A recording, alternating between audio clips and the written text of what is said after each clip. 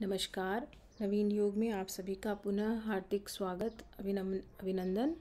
और आज हम अष्टांग योग के आगे बढ़ रहे हैं। अष्टांग योग पूर्ण होने वाला है हमारा। इससे पहले हमने अंतरंग जो साधन है उनकी चर्चा प्रारंभ कर दी थी। पिछले वीडियो में हमने धारणा किसे कहते हैं, क्योंकि जो यम नियम आसन प्राणायाम प्रत्याहार है उसके बाद आती है धारणा, और ध्यान की उसके बाद चर्चा आज हम करेंगे। धारणा के बारे में हम इस वीडियो से पहले बात कर चुके हैं, उसमें आप ज़रूर सुने कि धारणा किसे कहते हैं। वैसे फिर से मैं एक बार बता दूं आपको, देश बंधस चित्तस्य धारणा, किसी भी एक देश में चित्त को ठहराना, चाहे भीतर या बाह्य किसी भी एक पॉइंट पर कह लीजिए, किसी पर एकाग्रता अपनी बनाए रखना ही धारणा कहलाता है। और धीरे धीरे जब धारणा में पारंगत होते हैं हम लोग, तो अपने आप ही वह धारणा ध्यान में बदल जाती है। तो महर्षि पतंजलि ने ध्यान के बारे में क्या सूत्र दिया है, चलिए उसकी चर्चा करते हैं।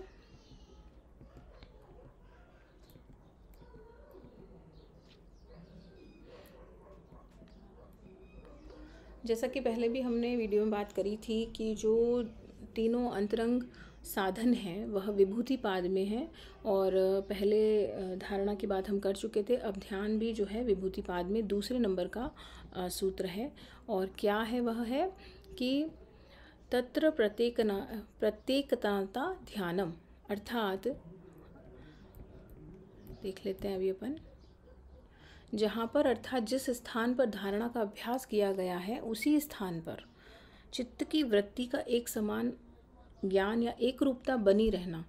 क्या होता है, हम किसी पर फोकस करते हैं तो हो सकता है बीच में कई विचार आएँ, फिर से हम मन को लगाएं कि नहीं हमें इस बिंदु पर ध्यान करना है, और फिर से विचार हमें डिस्टर्बेंस करें।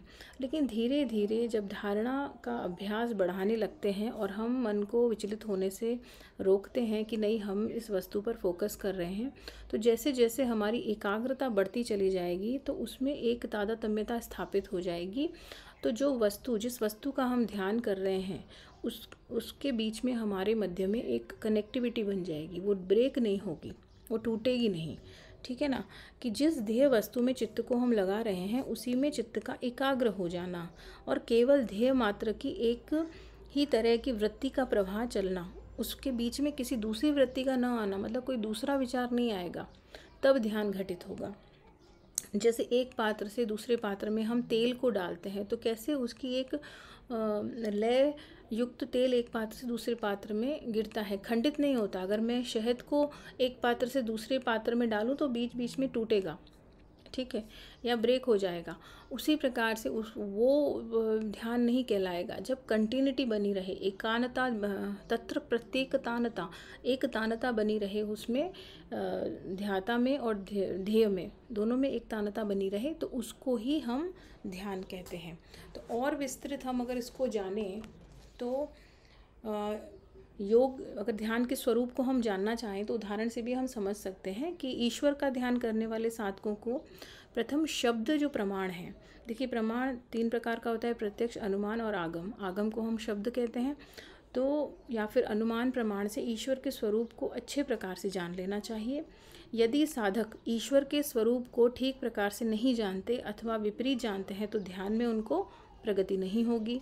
जैसे शब्द प्रमाण से यह जान लिया जाए कि ईश्वर सर्वव्यापक है, सर्वज्ञ है, सर्वशक्तिमान है, आनंद का स्वरूप है, तो ध्यान करते समय जब हम इस प्रकार के ईश्वर की बातों का ध्यान रख के ध्यान करेंगे तो ध्यान में हमारी प्रगति होगी। जो वस्तु जैसी है उसको वैसी ही मानकर ध्यान करना चाहिए। ध्यान करते समय जिस पदार्थ का ध्यान किया जाता है उसको छोड़ करके अन्य पदार्थ का स्मरण नहीं करना है, और न इंद्रियों से किसी पदार्थ को देखने का प्रयत्न करना है। यदि ध्यान के मध्य में मन से ध्येय से विषय हट जाए, कुछ विचार आ जाए, तो उसे रोक देना चाहिए, क्योंकि महर्षि कपिल ने भी ध्यान के विषय में कहा है कि रागोपहतीर ध्यानम, अर्थात राग का रुक जाना ही ध्यान है। और ईश्वर का ध्यान करते समय अन्य किसी भी विषय का अगर हमें राग उत्पन्न ना हो तो वह स्थिति ध्यान कहलाती है। इसके साथ ही सांख्य योग में भी कहा है कि ध्यानम निर्विषयम मनः, अर्थात योग के विषय से भिन्न कोई दूसरा विषय मन में न आए, ठीक है, तो उसको हम ध्यान कहते हैं। तो आज हमने ध्यान के स्वरूप की चर्चा की और जिसकी महर्षि पतंजलि ने विभूतिपाद में वर्णन किया है। तो धीरे धीरे धारणा में प्रगति होगी तो ध्यान की सिद्धि हमको प्राप्त होगी, और लगातार ध्यान का जब हम अभ्यास करने लगते हैं तो आगे की पादान पर जाने लगते हैं, और जो पादान है समाधि, और समाधि के साथ हमारा अष्टांग योग पूर्ण होता है। तो अगले वीडियो में हम समाधि की चर्चा करेंगे।